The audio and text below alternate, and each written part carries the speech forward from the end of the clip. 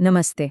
हर साल एक रिपोर्ट आती है जो ये बताती है कि दुनिया का सबसे खुश देश कौन सा है और 2026 की वर्ल्ड हैप्पीनेस रिपोर्ट भी आ गई है। पर ये सिर्फ एक रैंकिंग की लिस्ट नहीं है। ये हमें बताती है कि खुशी के पीछे का साइंस क्या है और इसका असली मतलब क्या है।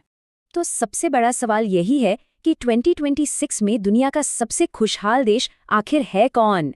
हो सकता है कुछ लोग गैस कर लें क्योंकि जवाब काफी इंटरेस्टिंग है। और वो देश है फिनलैंड। वैसे इसमें कोई मौत हैरानी वाली बात है नहीं, क्योंकि फिनलैंड ने लगातार 9वीं बार यह खिताब अपने नाम किया है। जरा सोचिए, लगभग एक दशक से दुनिया का सबसे खुशहाल देश बने रहना, ये सच में बहुत बड़ी बात है। अच्छा, फिनलैंड की बात तो हो गई, पर अब बड़ा सवाल ये है कि इस ग्लोबल लिस्ट में भारत कहाँ खड़ा है। तो चलिए देखते हैं 2026 की रैंकिंग में भारत की क्या पोजीशन है। तो 147 देशों की इस लंबी चौड़ी लिस्ट में भारत को कौन सी जगह मिली है? इसका जवाब पता है, सिर्फ एक नंबर नहीं है, बल्कि अपने आप में एक पूरी कहानी है।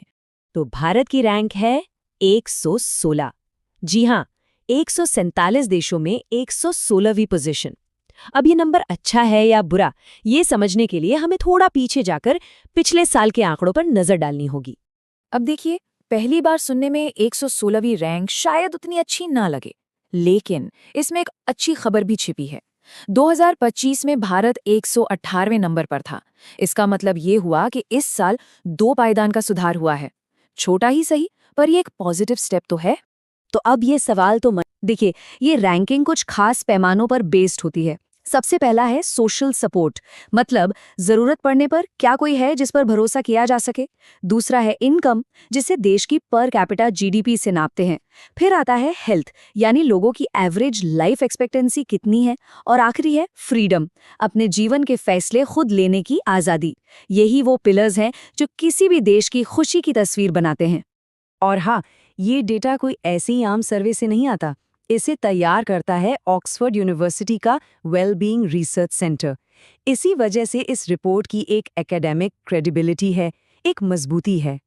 तो ठीक है, ये रैंकिंग और इसके पीछे का साइंस ये तो समझ आ गया, लेकिन अब असल सवाल ये है कि इस रिपोर्ट का मतलब क्या है, ये क्यों मैटर करता है।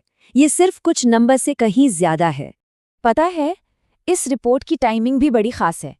इसे हमेशा 20 मार्च को आने वाले इंटरनेशनल डे ऑफ हैप्पीनेस से ठीक पहले रिलीज किया जाता है, ताकि दुनिया भर का ध्यान इस इम्पोर्टेंट मुद्दे पर आए और इस पर एक ग्लोबल कॉन्वर्सेशन शुरू हो सके।